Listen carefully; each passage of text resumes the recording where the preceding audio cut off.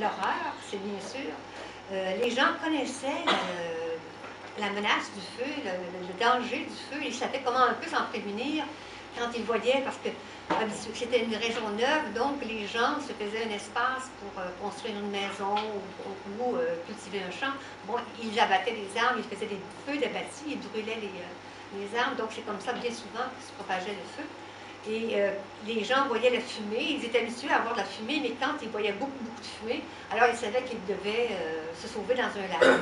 Donc ils savaient aussi qu'ils devaient transporter avec eux une couverture de laine et puis qu'ils mettaient dans l'eau pour se protéger des tisons que charriait le vent et charriait le feu, c'est sûr. Donc c'était un danger qui menaçait ces endroits-là. Et puis il y a des villes qui sont disparues, bon, qui ont brûlé une fois, deux fois, trois fois. Puis qu'à chaque fois, on a reconstruit parce que, bon, ben, ce qui a amené la naissance de ces villes-là, c'est les mines, c'est l'or, l'argent.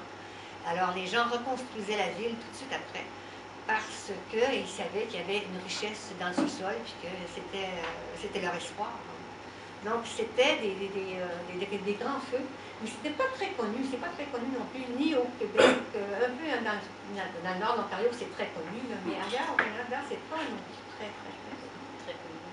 Parce que c'est un livre qui parle, bon,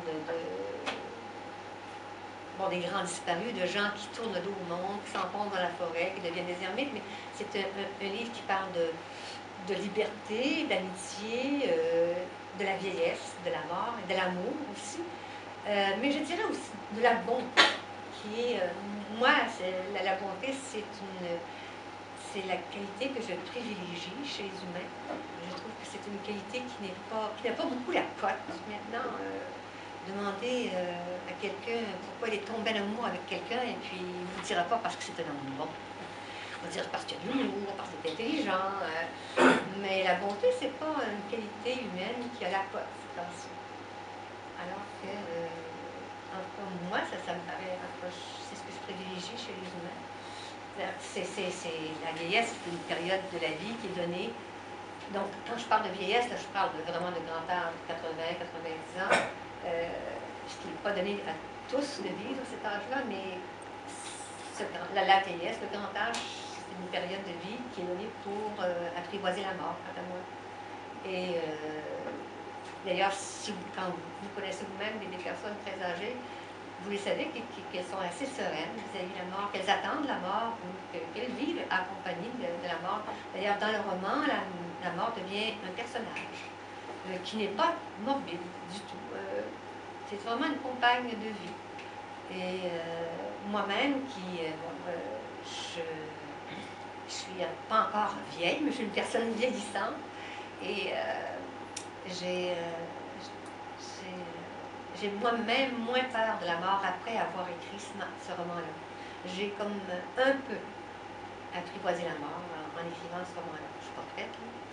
Une dame, pas une survivante des grands feux, il n'en reste plus maintenant, mais une fille de survivant de grands feux, c'est son père qui lui disait, il lui disait au sujet de ces oiseaux-là, et puis bon, on est dans le nord d'Ontario, on est anglophone, donc il disait en anglais au sujet de ces oiseaux-là, they were falling like flies. Ils tombaient comme des mouches.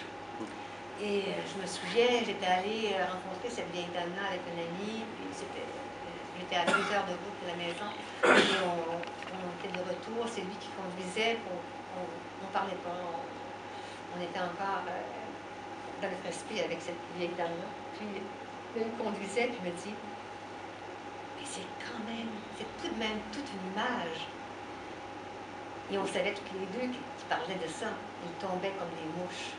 Alors, ça fait des tours dans ma tête, et puis bon, ils tombaient comme des mouches, ils tombaient comme de la pluie, puis il pleuvait des oiseaux. Donc, c'est une image poétique, mais ça correspond à un phénomène réel.